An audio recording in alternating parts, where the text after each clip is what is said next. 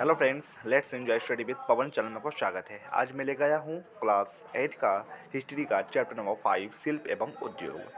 देखिए, मैं इस वीडियो में केवल उन्हीं पॉइंट्स को हाईलाइट करके बताने जा रहा हूँ जो केवल किसी भी कॉम्पिटिटिव एग्जाम के पर्सपेक्टिव से बहुत ही ज़्यादा इंपॉर्टेंट होने वाला है, खासकर उन एग्जामों के लिए जिसमें SCRT और NCRT के कंटेंट्स पूछे जाते हैं, जैसे BPSC हो गया या फिर कोई भी अदर कॉम्पिटिटिव एग्जाम, मुझे काफ़ी ज़्यादा हेल्पफुल होने वाला है। तो ये स्टार्ट करते हैं अपने इस वीडियो को।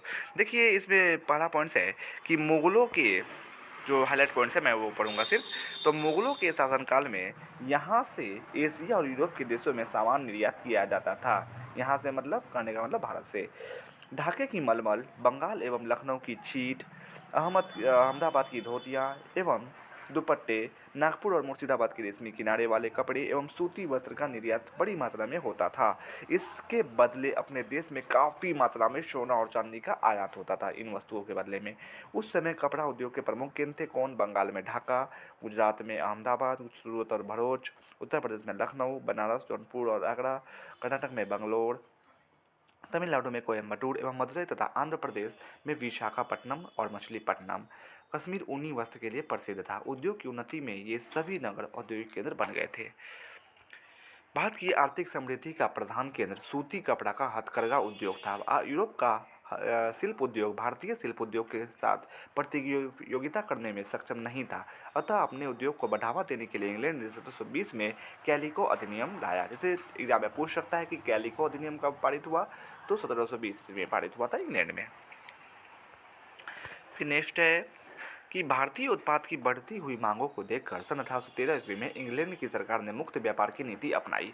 इसके तहत ईस्ट इंडिया कंपनी का भारत में व्यापार का एकाधिकार जो था वो ख़त्म कर दिया गया। पहले क्या था कि इंडिया में सिर्फ ईस्ट इंडिया कंपनी ही व्यापार कर सकती थी, लेकिन अब कोई भी व्यापार कर सकता था। ब्रिटेन का कोई भी व्यापारी हो वो कर सकता था। अब इंग्लैंड का कोई भी जो है अंग्रेज उद्योगपति भारत में व्यापार कर सकता था, लेकिन सभी के लिए खोल दिया गया भारत को। साथ ही अंग्रेजी सरकार ने भारतीय निर्माताओं के साथ आयात निर्यात में भेदभाव भी किया। फिर नेक्स्ट है कि इंग्लैंड में मशीनों के आविष्कार और अंग्रेजों की भारत विरोधी व्यापारियों नीति ने भारत में निशस्त्रीकरण की स्थिति पैदा कर दी थी, नी औद्योगिकरण की स्थिति पैदा कर दी थी। यानी इंग्लैंड क्या चाहते थे भारत में, मतलब उद्योग बने ही ना, इसीलिए वो बोल रहा है कि भारत में नी औद्योगिकरण की स्थिति पैदा कर दी थी अंग्रेजों ने। फिर नेक्स्ट है कि भारत में औद्योगिक विकास में तेज़ी से कब विकास हुआ? 1914 से 1945 ईस्वी के बीच अंग्रेजों के 2 विश्व युद्धों में फंसे होने के कारण हो पाई। इस बीच अंग्रेज युद्ध सामग्री, अस्त्र शस्त्र के निर्माण और उनकी जहाज़ों से ढोने में लगे रहे। फिर से यूरोप में भारत निर्मित वस्त्रों का मांग बढ़ गई थी, यानी द्वितीय और प्रथम युद्ध के दौरान। ठीक है, फिर नीचे आइए, सूती कपड़ों का नाम कैलिको कैसे पड़ा? देखिए, 16वीं शताब्दी में पुर्तगालियों का व्यापार सर्वप्रथम कालीकट से शुरू हुआ था, इसलिए उन्होंने सूती कपड़े को कैलिके को नाम दिया, यानी कैलिको कालीकट। ये से आप लोग याद रखना, कैलिको कालीकट। फिर नेक्स्ट है दूसरा क्वेश्चन कि सूती कपड़ों का नाम मसलिन कैसे पड़ा? तो सूती कपड़ों को यूरोप के लोगों ने सर्वप्रथम अरब व्यापारियों के पास इराक के मोसल नामक स्थान पर देखा था, इसलिए मसलिन पड़ा, जिसकी वजह से बारीक बुनाई वाले सभी सूती कपड़ों की उन्होंने मसलिन नाम दिया। फिर नेक्स्ट है बारीक मलमल पर जामदनी बुनाई की जा सकती है। ठीक है, फिर नेक्स्ट है मुक्त व्यापार की नीति क्या थी? देखिए, अंग्रेजों ने अपनी विशाल उत्पादन यानी मशीनों को भारत में बड़े पैमाने पर खपाने के लिए मुक्त व्यापार की नीति अपनाया। इसके तहत भारतीय व्यापार पर ईस्ट इंडिया कंपनी का एकाधिकार समाप्त हो गया। अब इंग्लैंड का कोई भी व्यापारी या उद्योगपति भारत के साथ स्वतंत्रतापूर्वक व्यापार कर सकता था। फिर आइए नेक्स्ट इधर चलते हैं पैराग्राफ पर। देखिए, निशस्त्रीकरण का अर्थ क्या होता है? निऔद्योगिकरण का अर्थ होता है कि जब देश के लोग शिल्प एवं उद्योग को छोड़कर खेती को अपनी आजीविका का आधार बना ले तो उसे ही कहते हैं निऔद्योगिकरण। ठीक है, फिर नीचे आइए, भारत में स्टील का उत्पादन होने लगा तो स्टील के कारखानों में कई भारतीयों को रोजगार मिला।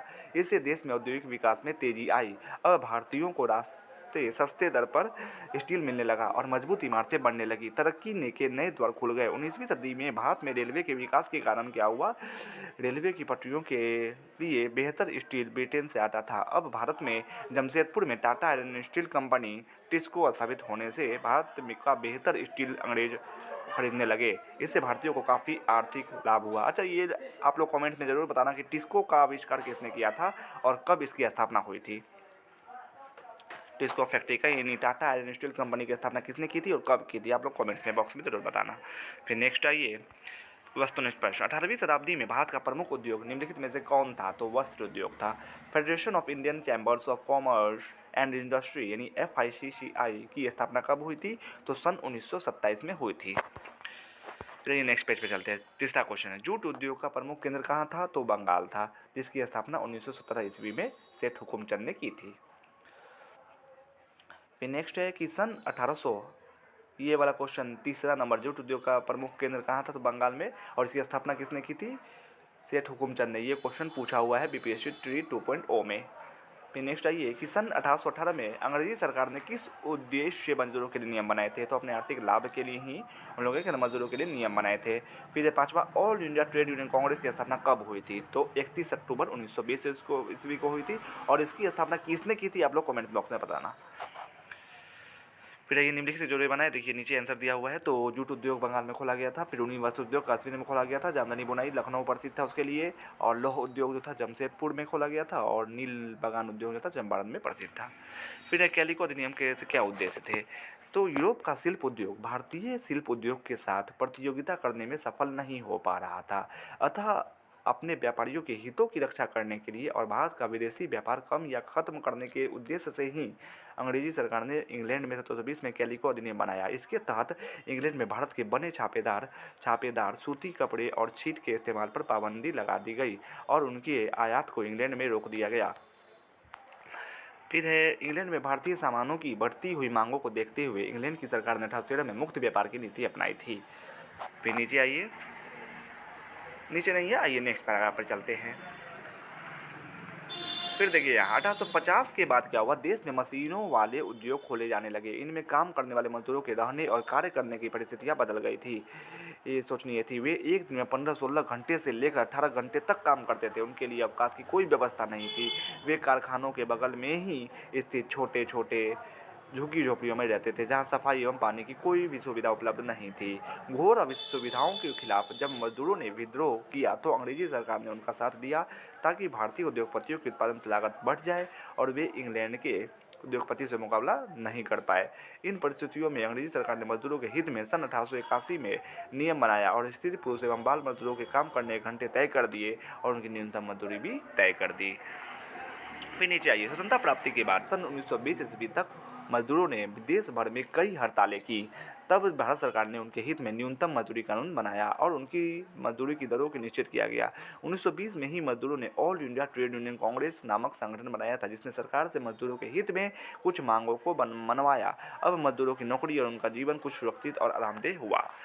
फिर नीचे आइए, फिर वस्तुनिष्ठ प्रश्न, ढाका किस प्रकार के कपड़ों के लिए प्रसिद्ध था? तो मलबल कपड़ों के लिए। फिर कश्मीर किन वस्त्रों के लिए प्रसिद्ध था? तो ऊनी वस्त्रों के लिए। फिर इंग्लैंड ने कैलिको अधिनियम कब बनाया? तो 1720 में।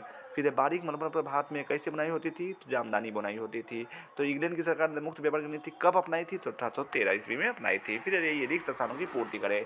जामदानी बुनाई वाले कपड़े डैश होते थे, जिससे इसका उपयोग सिर्फ डैश परिवार के लोग ही करते थे। देखिए इसका आंसर यहाँ है, महंगे और रजवाड़े। 1 नंबर में क्या है? महंगे और रजवाड़े, यानी जामदानी बुनाई वाले कपड़े जो थे महंगे होते थे, जिससे इसका उपयोग सिर्फ कौन करते थे? सिर्फ रजवाड़े ही करते थे, यानी राजघराने के लोग जो थे वो करते थे। जामदानी बुनाई वाले कपड़े क्या होते थे? काफ़ी ज़्यादा महंगे होते थे, जिससे इसका उपयोग सिर्फ राजघराने वाले रजवाड़े परिवार के लोग ही करते थे। फिर यहाँ देखिए क्वेश्चन है, एक के बाद है दूसरा क्वेश्चन, शताब्दी के पूर्वार्ध में भारतीय शिल्प एवं उद्योग की स्थिति खराब होने लगी थी। तो 18वीं शताब्दी के पूर्वार्ध में भारतीय शिल्प एवं उद्योग की स्थिति खराब होने लगी थी। फिर भारत की आर्थिक समृद्धि का प्रधान कारण सूती कपड़ा का डैश उद्योग था। तो भारत की आर्थिक समृद्धि का प्रधान कारण सूती कपड़ा का हथकरघा उद्योग था। इंग्लैंड में मैनचेस्टर एवं डैश वस्त्र उद्योग के बड़े केंद्र बन गए थे। तो लंकाशायर, तो इंग्लैंड में मैनचेस्टर एवं लंकाशायर जो थे वस्त्र उद्योग के बड़े केंद्र बन गए थे। फिर 19वीं शताब्दी में भारत द्वारा इंग्लैंड को निर्यात की जाने वाली वस्तुओं में वृद्धि हुई, पर यह वृद्धि सिर्फ डैश माल के रूप में हुई, कच्चे माल के रूप में हुई। फिर छठा क्वेश्चन कि इंग्लैंड में मशीनों के आविष्कार एवं अंग्रेजों की भारत के प्रति व्यापारिक नीतियों ने भारत में डैश की स्थिति पैदा कर दी थी। तो इंग्लैंड में मशीनों के आविष्कार एवं अंग्रेजों की भारत के प्रति व्यापारिक नीतियों ने भारत में नी औद्योगिकरण की स्थिति पैदा कर दी थी। तो वीडियो कैसा लगा कमेंट्स में ज़रूर बताइएगा। अगर अच्छा लगा हो तो प्लीज़ प्लीज़ प्लीज़ मेरे चैनल को सब्सक्राइब करें, अगर ना लगा हो तो कोई बात नहीं। Thanks for watching and subscribe for more videos and look for more description box.